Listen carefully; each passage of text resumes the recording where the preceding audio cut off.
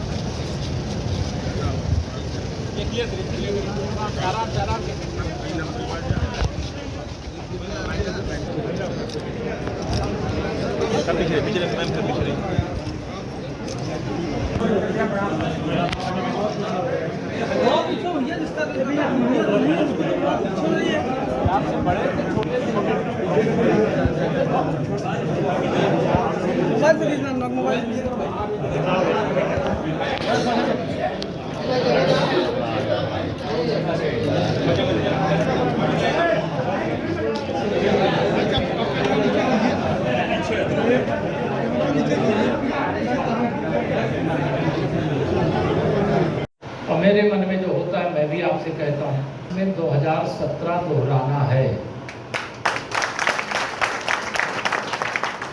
Samajwadi party का सुपड़ा उत्तर प्रदेश से साफ करना है।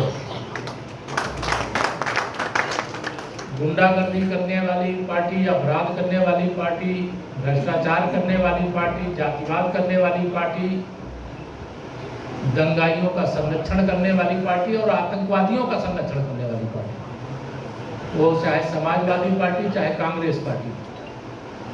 तो आपके बगल में बिहार भी है, वहाँ राष्ट्रीय जनता दल का भी मैं नाम ले रहा हूँ। बिलबिलाए हुए हैं। अभी चुनाव आयोग एक अपना जो संवैधानिक दायित्व है उसका निर्वहन कर रहा है।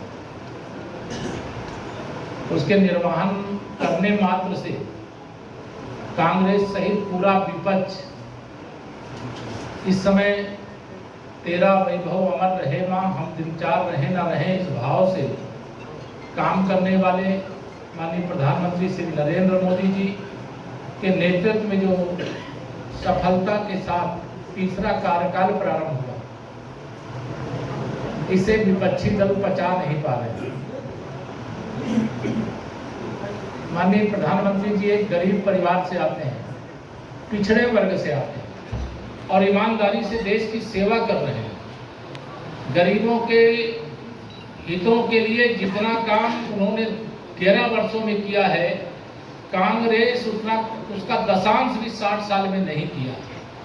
आज भी यहाँ कई किसान होंगे। आज किसान सम्मान निधि की 20वीं किस्त बाबा विश्वनाथ जी की नगरी से उन्होंने जारी किया। पहले आप सबको मालूम है, जब केंद्र में कांग्रेस की अगुवाई में सरकार रहती थी तो कहते थे कि हम दिल्ली से अगर 1 लाख रुपये 1 रुपया भेजते हैं तो पहुंचता है केवल 15 पैसा, 1 रुपया में 15 पैसा। और माननीय प्रधानमंत्री मोदी जी कितना भेज चुके हैं? 4.25 लाख करोड़ रुपए किसान सम्मान निधि के रूप में अभी तक देश में भेज चुके हैं। अब हिसाब जोड़िएगा कि अगर कांग्रेसियों की सरकार होती तो 85% इनके दलालों की जेब में चला जाता, और जो दलालों की जेब में पैसा इतना बड़ा नहीं जा रहा है, किसानों की जेब में जा रहा है, तो यह तो बेचैन है ही, विचलित है ही। वो मोदी जी को सहन नहीं कर सकते। लेकिन देश का गरीब किसान, मजदूर, नौजवान, मेरी माताएं बहनें जिनका सशक्तिकरण हो रहा, उन सब का आशीर्वाद माननीय मोदी जी के साथ है। उन सब का लक्ष्य 2027 के अंत तक दुनिया की तीसरी अर्थव्यवस्था भारत को बनाने की ओर है। बाकी सबका, हम सबका, देशवासियों का लक्ष्य 2047 विकसित भारत बनाने का है। दुनिया के 27 देशों ने माननीय प्रधानमंत्री श्री नरेंद्र मोदी जी को अपने देश का सर्वोच्च सम्मान दिया। दुनिया में ऐसा कोई नेता नहीं है वर्तमान समय में जो मोदी जी के बराबर कोई, क्या उनका आधा भी सम्मान दुनिया से पाया। अगर विश्व में अगर कोई सबसे लोकप्रिय नेता है वो सर्वे में भी आ रहा है। सर्वे तो कुछ लोगों का होगा, लेकिन दुनिया की जो लगभग 8 अरब से अधिक की आबादी है उसमें सबसे अधिक किसी को चाहते हैं दुनिया भर के लोग। भारत तो चाहता ही चाहता है, लेकिन दुनिया में भी मोदी जी को ही चाहने वाले सबसे ज्यादा लोग हैं। ये हम सबके लिए गर्व की बात है। एक बात और मैं ध्यान दिला करके अपनी बात खत्म कर दूंगा। आप सब कार्यकर्ता लक्ष्य न ओझल होने पावे, कदम मिलाकर चलना है। बहुत सारे दुष्प्रचार करने वाले आएंगे, समाज को बांटने वाले आएंगे, समाज को जाति के नाम पर लड़ाने वाले आएंगे, लेकिन हम सबको अपने को जैसे 2014 के लोकसभा चुनाव, 2017 के विधानसभा चुनाव, 2019 के लोकसभा चुनाव, फिर 2022 के विधानसभा चुनाव, फिर 2024 के लोकसभा चुनाव में जो थोड़ी चूक हो गई, हम ये सोनभद्र लोकसभा की सीट है, हम ये सीट हार गए, लेकिन शायद हारना नहीं चाहते और कोई हरा भी नहीं सकता, यह भी मैं जानता हूँ। आप हनुमान जी की तरह शक्तिशाली हो। हार इसलिए गए कि लोगों को लगा कि इतनी सीटें मिल रही हैं, चलो हो सकता है थोड़ा कम अंतर जीतेंगे, लेकिन उत्तर प्रदेश में समाजवादी पार्टी का गुब्बारा फूल गया। कांग्रेस का गुब्बारा देश में 99 ही पाए, लेकिन उनका भी गुब्बारा फूल गया। लेकिन देश की जनता बहुत समझदार। जैसे लोकसभा चुनाव के बाद हरियाणा का विधानसभा चुनाव हुआ, किसकी सरकार बनी बताओ? प्रचंड बहुमत से भाजपा की सरकार बनी। महाराष्ट्र का चुनाव हुआ, किसकी सरकार बनी? भाजपा की सरकार। दिल्ली प्रदेश का चुनाव हुआ, किसकी सरकार बनी? भाजपा की बनी। एक झारखंड में अब थोड़ा पिछड़ गए, अन्यथा 4 की 4 राज्यों में भाजपा सरकार बनती। अभी बिहार में जो चुनाव होने जा रहा है, आपको ज्यादा खबर होगी, मुझे भी खबर है कि बिहार में फिर से प्रचंड बहुमत से श्री नीतीश कुमार जी के नेतृत्व में भारतीय जनता पार्टी गठबंधन की सरकार बनने जा रही है। तो जनता समझ जाती है, तब वह हिसाब ब्याज के साथ हिसाब चुकता करती है। हम लोकसभा चुनाव तो हरियाणा और महाराष्ट्र में भी आ गए, जितनी सीटें जीतना चाहिए नहीं जीत पाए, लेकिन फिर विधानसभा में जो पलटवार भाजपा के कार्यकर्ताओं ने किया, भाजपा के हनुमान जी लोगों ने किया, तो उसकी ताकत आप सब लोगों ने देखा। मैं आप सबसे केवल 2027 एक ही लक्ष्य रहना रहेगा, एक ही लक्ष्य रहना चाहिए। 2027 में तीसरी बार प्रचंड बहुमत से भाजपा की उत्तर प्रदेश में फिर सरकार बनाने का संकल्प लेकर के हमें लोगों के बीच में रहना है। आज एक प्रधानमंत्री जी ने विशेष अपील की।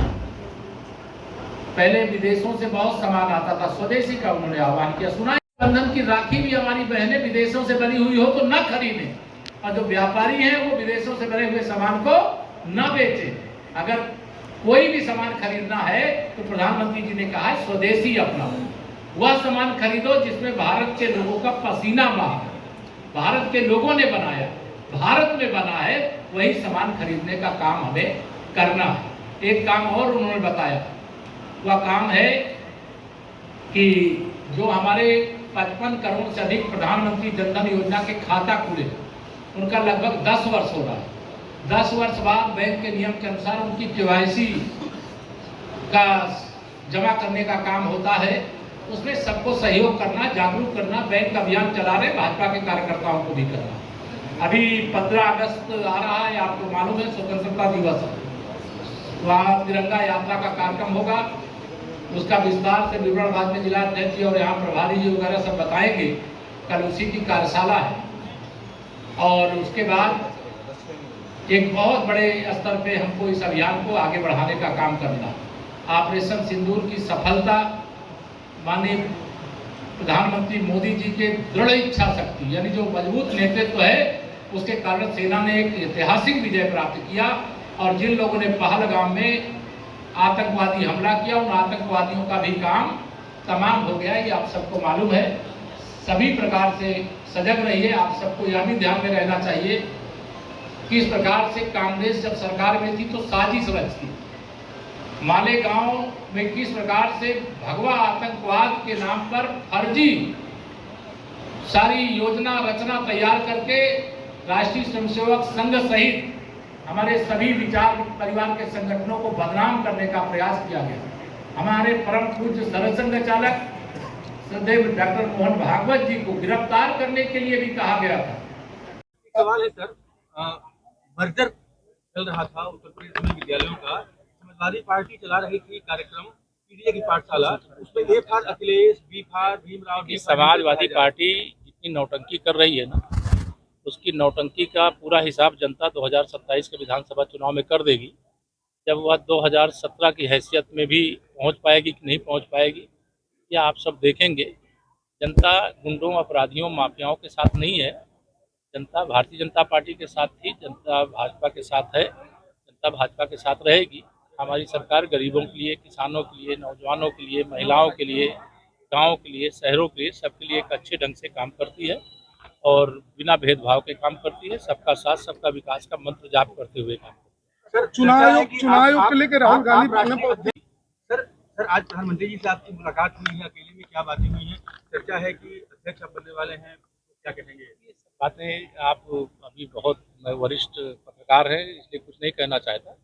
अब ये नई भाजपा है, नया भारत है, नया नेतृत्व। ये जो कोई कुछ बनने वाला होगा उसको भी नहीं पता होता है और कुछ होने वाला होता तो उसकी चर्चा यहाँ नहीं होती है। और यह सब पूरी कल्पना है, जो होता है पार्टी तय करती है। जब होगा तभी मालूम होगा आपको भी और हर कार्यकर्ता को।